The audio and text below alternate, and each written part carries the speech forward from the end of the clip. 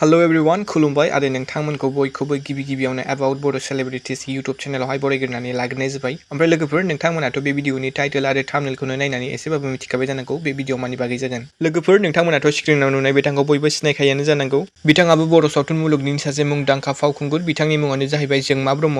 नाथाय लोगोफोर दुखुनि बाथ्रा, फावखुंगुर जोंमा ब्रह्म बिथाङा स्किननि केन्सार जादों होननानै मिथिनो मोननाय जादों आरो दायो बिथांखौ गुवाहाटी हस्पिटालावसो दं होननानै मिथिनो मोनदों। लोगोफोर नोंथांमोनाबो गोबाङानो ससियेल मिडिया जेरै फेसबुकफ्राव नुखादों जानांगौ फावखुंगुर जोंमा ब्रह्म बिथाङा गावनि देहाखौ फाहामनो थाखाय रायजो राजानाव माखासे राङारि अनसुंथाइ रायजो राजानाव मदद बिदों। स' लोगोफोर नोंथांमोनाबो जा एसे हायो फावखुंगुर जोंमा ब्रह्म बिथांनो राङारि अनसुंथाइखौ हरबानो जाबाय। आं बिथांनि गुगोल पे नाम्बारखौ बेयो स्क्रिनाव होना होगोन आरो बिथांनि QR क'डखौबो बेयावनो स्क्रिनाव होना होफागोन, नोंथांमोना बेयाव हरनो हागोन। आरो आं खर' गंग्लायनानै इसोरनाव आर'ज खालामो जाहाथे फावखुंगुर जोंमा ब्रह्म बिथांनि देहाया मोजां फारसे थाबैनो फैयो। नोंथांमोनाबो इसोरनाव आर'ज खालामबानो जाबाय लोगोफोर जाहाथे जोंमा ब्रह्म बिथांनि देहाया थाबैनो मोजां फारसे फैयो। ओमफ्राय लोगोफोर जोंमा ब्रह्म बिथाङा नोंथांमोननि सोरनि फेभरेट फावखुंगुर कमेन्टआव खोन्थाहरदो लोगोफोर आरो बिथाङा फाव खालामनाय नोंथांनि फेभरेट मुभिया मा कमेन्टआव खोन्थाहरबानो जाबाय बेखौबो। स' लोगोफोर नोंथांमोना बे भिडिअखौ जेसेबां हागौ नोंथांमोना लोगोफोरजों शेयार खालामबानो जाबाय। स' लोगोफोर दिनै भिडिअआ बेनोमोन, नोंथांमोना भिडिअखौ नायना मोजां मोनोब्ला लाइक खालामबानो जाबाय आरो सोरबाफोर चेनेलाव गोदानै फैदोंब्ला साबस्क्राइब खालामना होबानो जाबाय। स' लोगोफोर दिनैनि भिडिअआ एसेनोसै, गोजोन्थों एन्ड थेंक्स फर वाचिं।